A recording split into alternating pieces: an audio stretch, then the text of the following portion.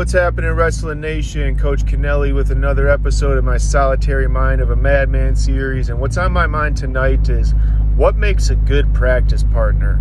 So I'm being really mindful. I just got done training myself. I had a little wrestling, jiu-jitsu practice.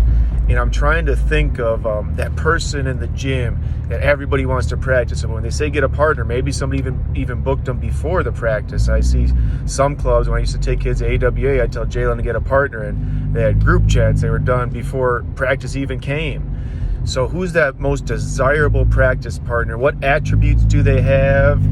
And what are some similarities that I could pick up to do myself and then teach to my students? Because everybody wants to be the person that people want to practice with. You could get better, you could get different body types. And I learned a lot about this when I was a college coach because we had a smaller team. And some days injuries would happen, grades, whatever, college. The amount of things that can go wrong, Murphy's Law usually did.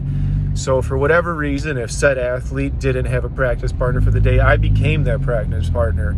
And especially for Jalen, I emulated and I studied guys in his weight class, 149. It was similar to my size, probably where I'd be wrestling. So I would do stuff that they did. So I got to wrestle a whole bunch of different styles, and it made me a better wrestler, putting myself, and not just going to my A game every time, putting myself in different positions out of my comfort zone. I got to make people better, but I also gained some skills in there. I got to see some things, what works. I got to see some things, what doesn't work, and increase my skill set as I did it. So I would say to be able to offer varying looks makes you a good practice partner, and varying levels of intensity. I like to match my partner's intensity. So I'm going to take you down as hard as you take me down. If you take me down and slam me, good. I'm going to bite down. I'm going to do the same to you. If you take me down a nice flow roll, awesome. We're going to have a nice flow roll. So match your partner's intensity. It's good. Sometimes you need those hard rolls, those battles to get where you need to be. But they don't need to be every practice and every time. Nobody likes that person that doesn't know how to drill or never steals reps. Don't be a rep stealer, where if you do 2, your partner does 2, or whatever deal you got worked out, you're doing 4 and they're doing 2 or whatever. You're not letting them do the move. You're being a pain.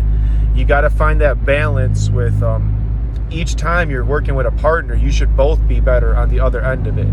It shouldn't be that selfish, unless it's like a one-on-one or myself as a coach. Like, I got better as a process of making Jalen better. It wasn't my goal. I wasn't going to say I'm going to stick my leg out and wrestle like Ja'Cory Teamer because that's a look he might see.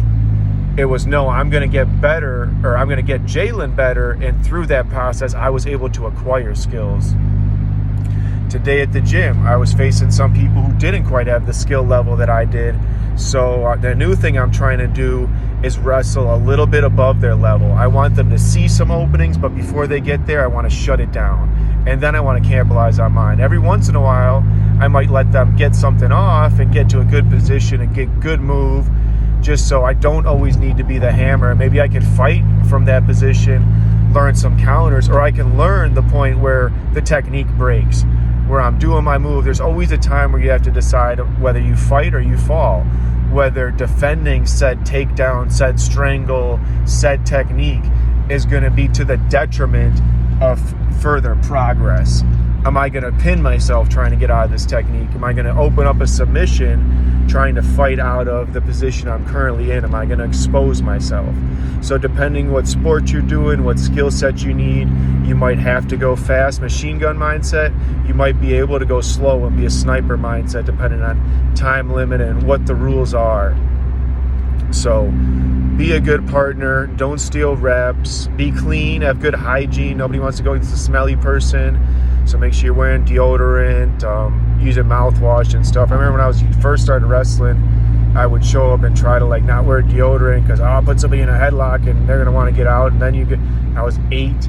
Then you get into a point where you don't want to win that way, and you want to win by your technique. So you want to smell good when you do it. Ain't nothing better than smelling good and beating the crap out of somebody nicely and helping them up afterwards. That is the goal to try to achieve. The last story I'd share is when you are that best person in the room, I got it from Ben Askren, was make a little game for yourself. I'm going to see how close I can let this person get to taking me down before I flip it around. I'm going to see how many tilts I can get on this person. I'm not going to do the same move twice in a row. So give the opponent opportunities to develop and get better, but also never give an inch for free. Make them earn everything, make them work to get better, make everybody get better, and hopefully we can all have a good experience overall. So these are some of my thoughts after rolling. I'm trying to be the best partner I can. I want all my students to be good partners, so when we go into any gym, people are excited to be like, that's the Milwaukee Wrestling Academy. Those guys go hard. Those girls go hard. They're technical. They're not mean, and they're fun. Like, we want to beat the heck out of you, but we want to both be smiling afterwards and know that we both got better, both had some benefit of whatever hours that we're spending on the mat together away from our loved ones. You know, we want to make that time purposeful and meaningful, as in I do with these YouTube videos. So that's all my purpose and meaning for the night. Thank you for watching. As always, it's going to be peace and much love to you.